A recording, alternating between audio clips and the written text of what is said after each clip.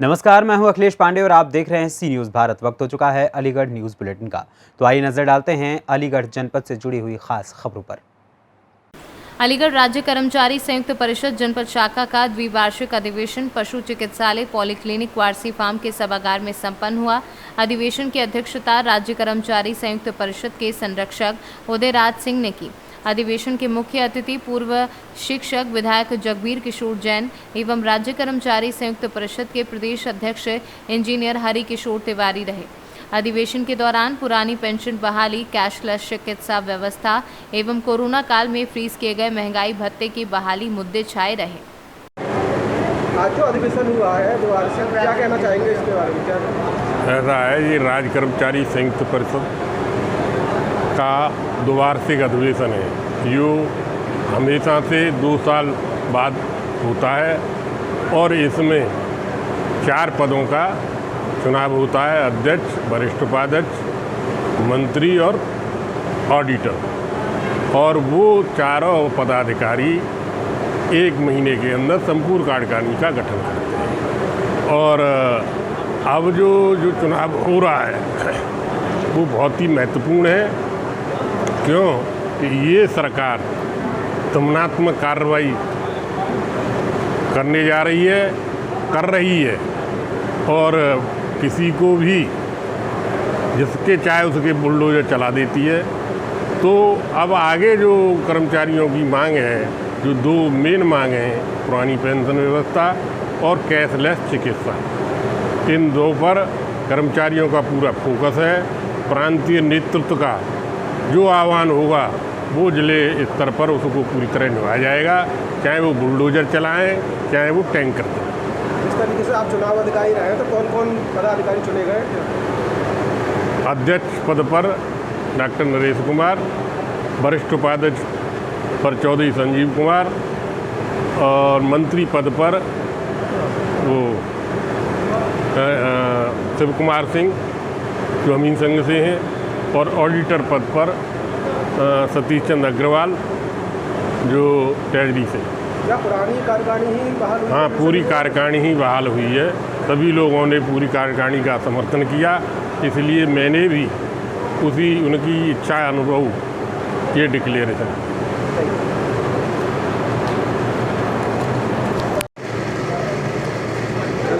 परिवार की तरफ से आपको 5वीं बार अध्यक्ष चुने जाने पर बहुत बहुत शुभकामनाएं, बधाई।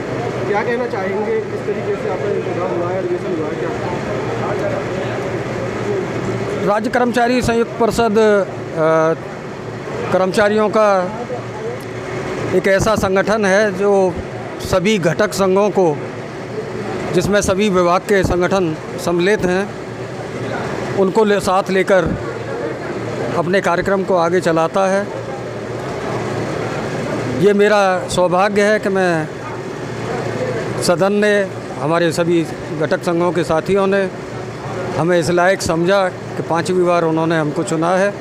मैं उन सबको बहुत बहुत धन्यवाद देना चाहता हूं, और मैं ये उनको विश्वास भी दिलाना चाहूँगा कि आगे भी हमेशा जिस तरह से मैं उनके साथ हर लड़ाई में खड़ा रहा हूँ, इसी तरह से आगे भी निश्चित रूप से उनकी लड़ाई में उनके साथ खड़ा रहूँगा। कर्मचारियों का शोषण न मैंने कभी ज़िले में पहले भी बर्दाश्त किया है, और न मैं आगे भी कभी। हमेशा कर्मचारी हित के लिए चाहे कोई भी कुर्बानी देनी पड़े, चाहे कोई भी लड़ाई लड़नी पड़े, उसके लिए हम हमेशा तत्पर रहे हैं और हमेशा तत्पर रहेंगे। मैं यही विश्वास अपने साथियों को दिला सकता हूँ। कौन यहाँ मुख्य अतिथि? आज के कार्यक्रम के मुख्य अतिथि हमारे पूर्व शिक्षक विधायक आदरणीय जगबीर किशोर जैन साहब, और हमारे प्रांतीय अध्यक्ष राज्य कर्मचारी संयुक्त परिषद इंजीनियर हरि किशोर तिवारी जी आज इस अधिवेशन में सम्मिलित हुए हैं।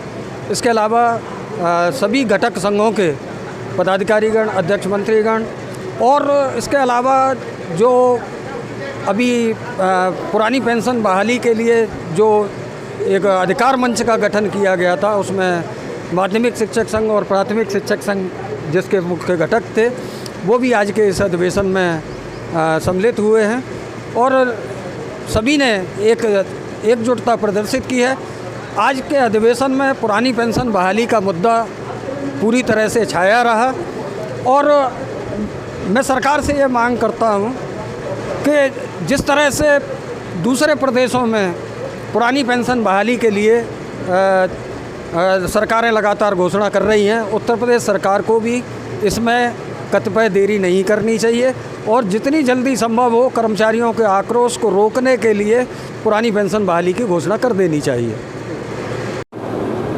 वार्षिक अधिवेशन जो राज्य संयुक्त कर्मचारी परिषद का हुआ है, क्या कहना चाहेंगे? देखिए, आज यहाँ अधिवेशन संपन्न हुआ है और इसमें चुनाव भी हुआ था।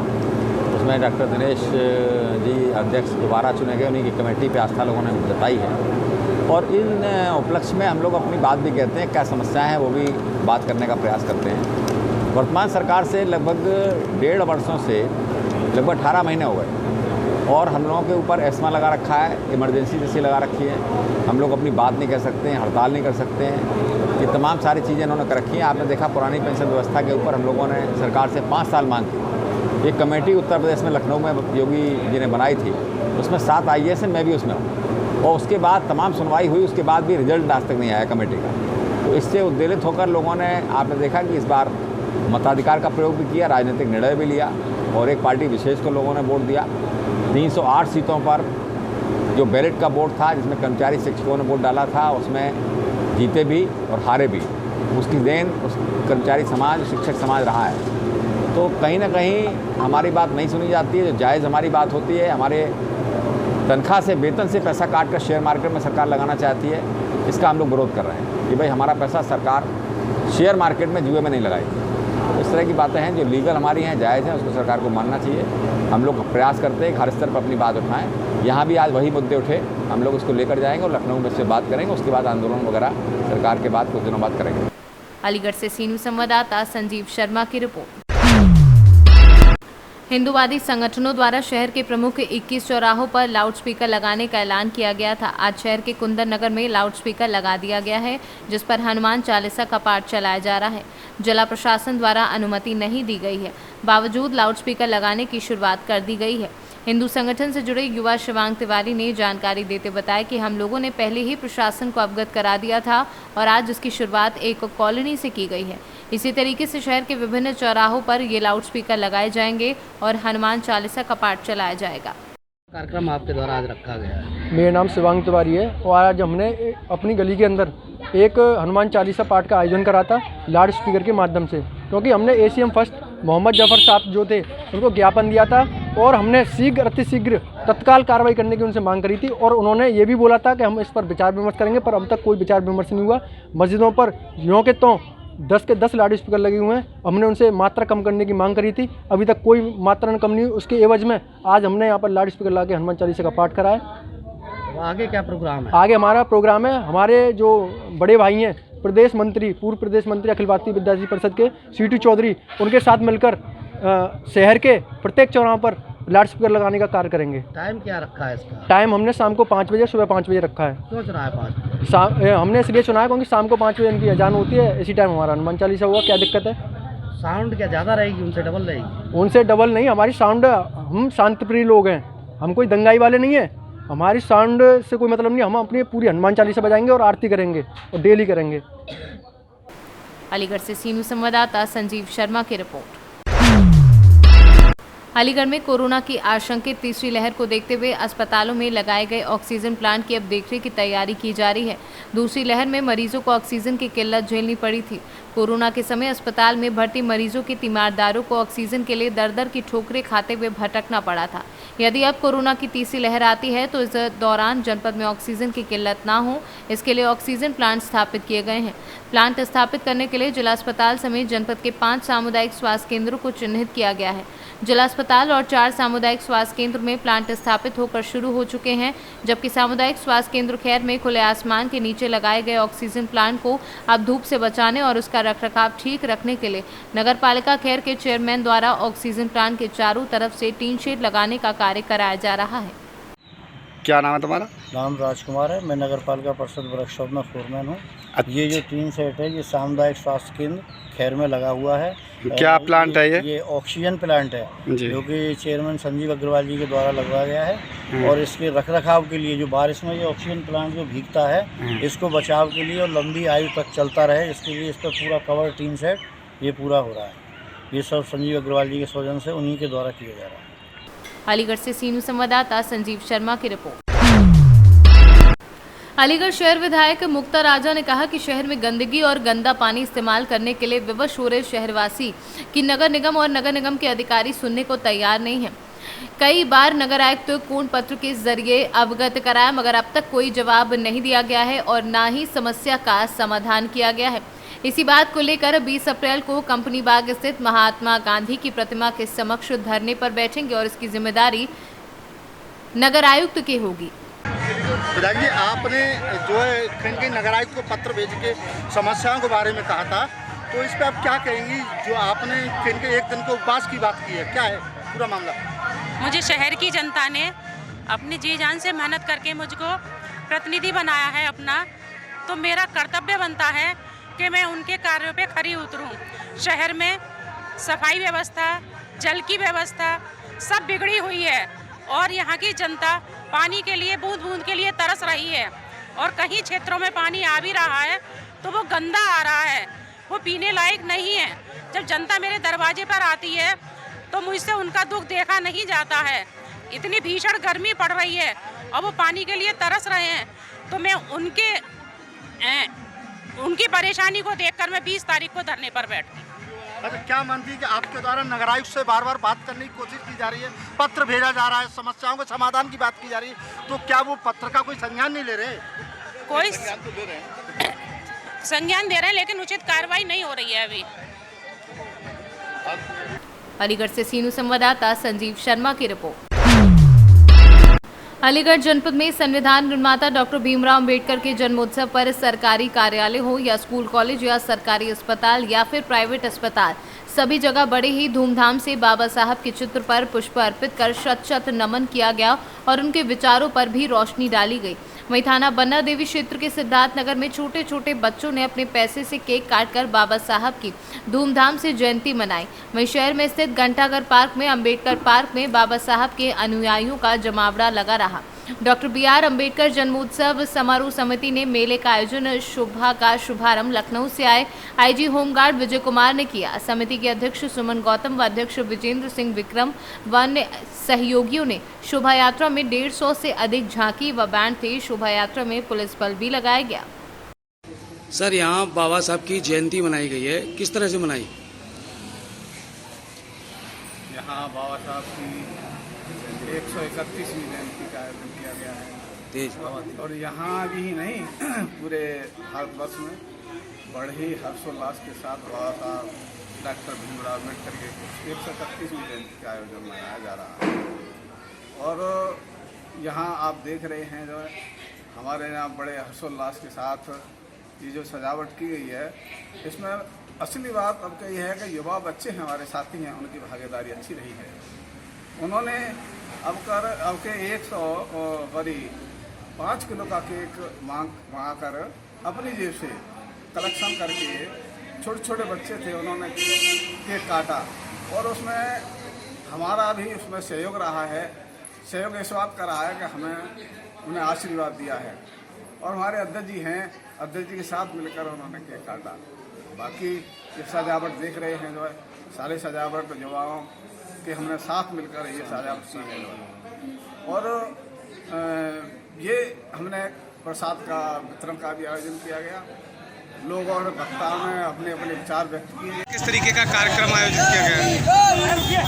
अम्बेडकर की जयंती को लेकर पूरे भारतवर्ष में पूरे विश्व में उत्साह है, भव्य स्वागत हो रहा है, भव्य जयंती मनाई जा रही है। बाबा साहब का संदेश था कि बाबा साहब के द्वारा संविधान के चुने हुए लोगों के द्वारा जो लोग जो है संसद में पहुंचे वो लोग जो विधानसभा पहुंचते हैं वो बाबा साहब के अनुयायी होने चाहिए, जिससे कि संसद में पहुंचने के बाद बाबा साहब से आरक्षण के द्वारा वो पहुंचे हैं, उन्हें दलितों की, पिछड़ों की और मूल निवासियों की आवाज़ उठानी चाहिए।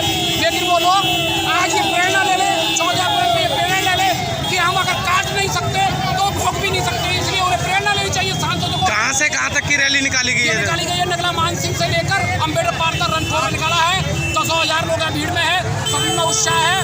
लोग इसे बड़े श्रद्धा से मनाए जा रहे हैं, पूरे भारतवर्ष में मनाई जा रही है और जयंती पे हम देशवासियों को। अलीगढ़ से सीनू संवाददाता संजीव शर्मा की रिपोर्ट। अलीगढ़ मलखान सिंह नगर स्थित शीतल नाथ दिगंबर जैन मंदिर में महावीर स्वामी की जयंती पर आस्था का मेला लगा। सुबह प्रभात फेरी निकाली गई। ध्वजारोहण निषाद विकास कुमार जैन ने किया। मूल नायक अभिषेक शांति धारा नित्य नियम पूजन किया गया। राकेश भैया जी के सानिध्य में महावीर स्वामी की रथ यात्रा निकाली गई। आरती मनोज जैन व उनकी पत्नी लक्ष्मी जैन ने की। रथ यात्रा में मुख्य डोले पर सवार होने के लिए इंद्र बसंत कुमार जैन, भरत भूषण जैन, डॉक्टर PK जैन, सुशील कुमार जैन, हर्ष जैन का चयन हुआ।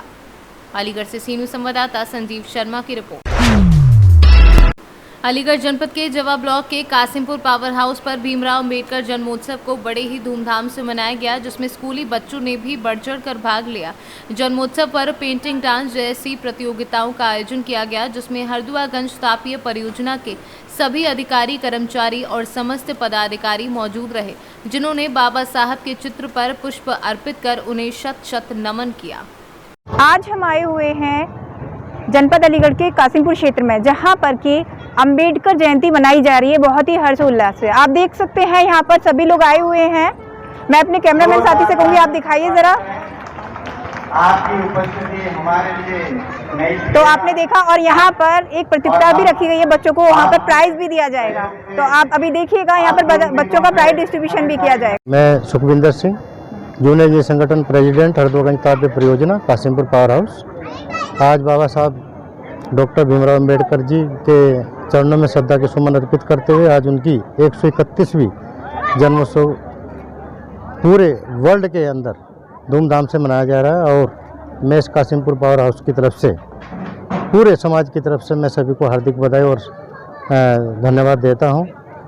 और ये भी कहना चाहता हूं कि बाबा साहब के बताए हुए रास्तों पर सबको अमल करना चाहिए।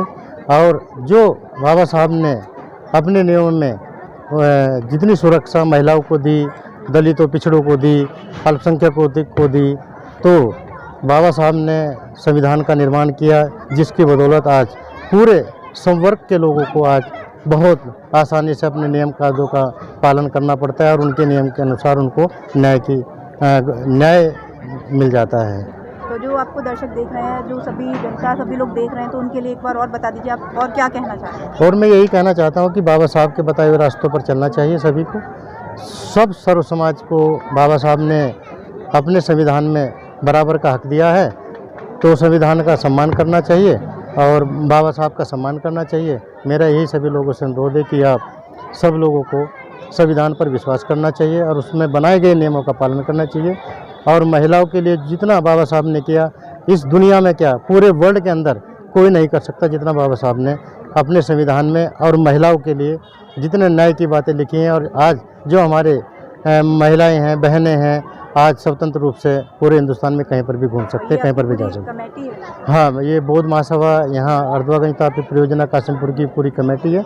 मैं इस पूरी कमेटी की तरफ से आप सभी को भी का आभार व्यक्त करता हूँ और पत्रकार महोदय का भी मैं तहे दिल से बहुत बहुत धन्यवाद अदा करता हूँ और धन्यवाद देता हूँ। जय हिंद, जय संगठन। धन्यवाद। आज